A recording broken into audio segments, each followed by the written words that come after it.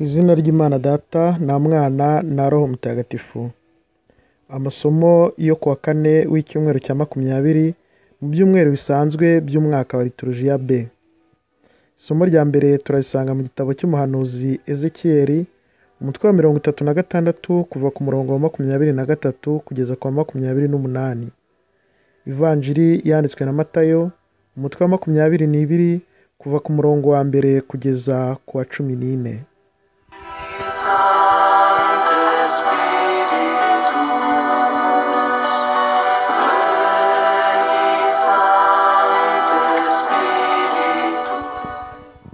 Isomo ryo mu gitabo cy'umuhanuzi Ezekiyeli.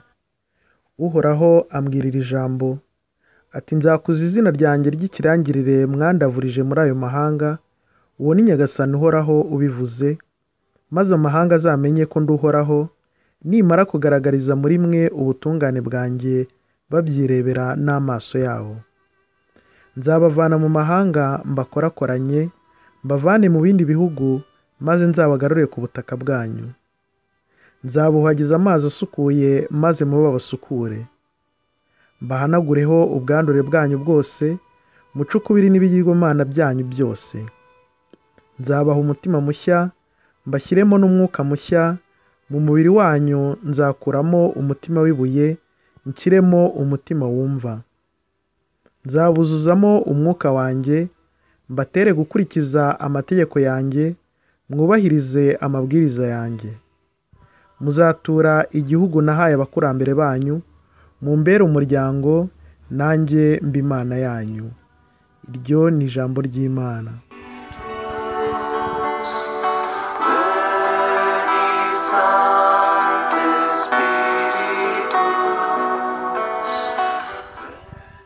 Amagambo yo mu Ivanjiri ntagatifu uko yanditswe na Matayo.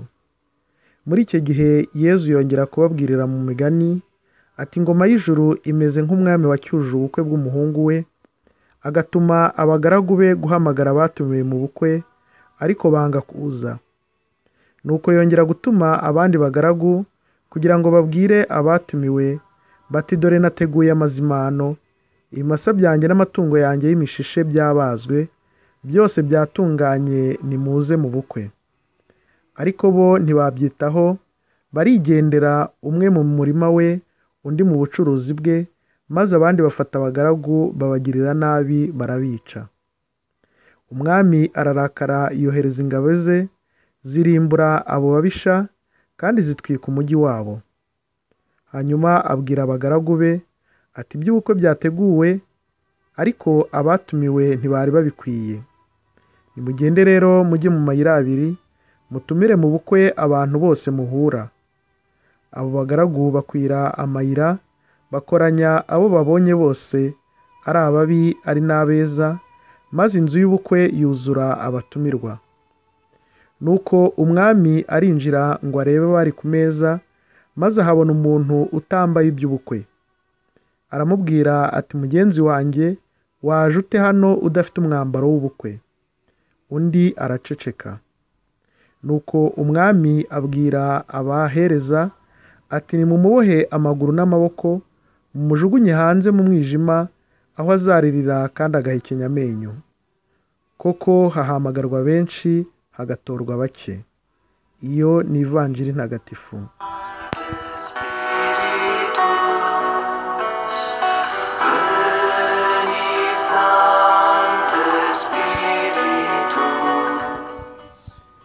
Mu Ivanjiri tumaze kumva ya Matayo, Yezu aravuga ku ngingo ebyiri. Ingingo ya mbere y'uburyo Imana itwingingira umukiro, ingingo ya kabiri ikaba iyo guhora twiteguye. Mu ngingo ya mbere, Yezu aragaragaza ko Imana itwingingira umukiro. Mu kigereranyo yaduhaye cy'umwami wacyuje ubukwe bw'umuhungu we, agatumira abantu abinginga, byose byatunganye, ariko bakanga, ndetse bakanagirira neza, bakagirira nabi abo umwami yabatumyeho. Ibi bigaragaza umukiro w'Imana iduhamagarira buri gihe, ikatwoherezaho intumwa zayo, ariko twebwe tukavunira ibiti mu matwi, ntitwumve icyo izo ntumwa zayo zitubwira. Igihe cyarageze yohereza n'umwana wayo kugira ngo aze adutumire muri ubwo bukwe bw'Imana, ariko ntibivuze ko abantu bumviye noneho umwana wayo n'ubu ngubu baracyamutera umugongo. Ibi rero ni ukugira ngo twumve icyo Yezu atubwira, maze tugarukire Imana kugira ngo wa munsi w'urubanza tutazarira kandi tugahekenya amenyo. Imana iduhamagara ku buntu, ubukwe bwayo nta kiguzi idusaba.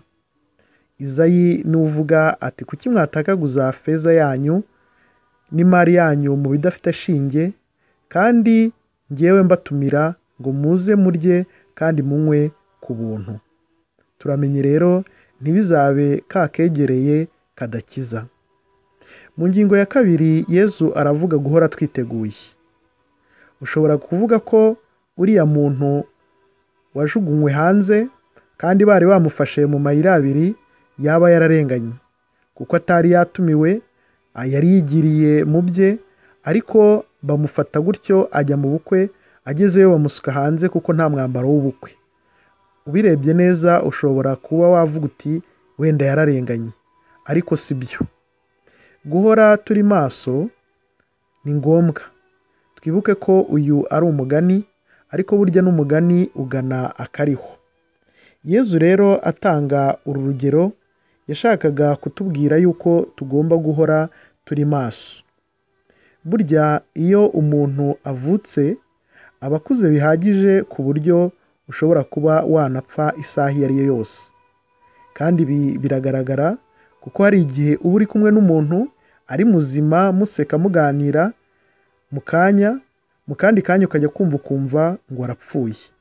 Tugomba rero guhora turi maso kuko tutazi umunsi n'isaha Nyagasani azadutumiriraho muri ubwo bukwe bwe. Kuba maso rero nibyo Ezekiyeli yavugaga, kugira umutima wumva, tukumva amategeko n'amatangazo y'Imana kandi tukayakurikiza, kutandavuza izina ryayo, ubundi tukayibera abana bayumvira, nayo ikatubera umubyeyi. Ndabashimiye, mwari kumwe na Padiri Janvier, naho ubutaha.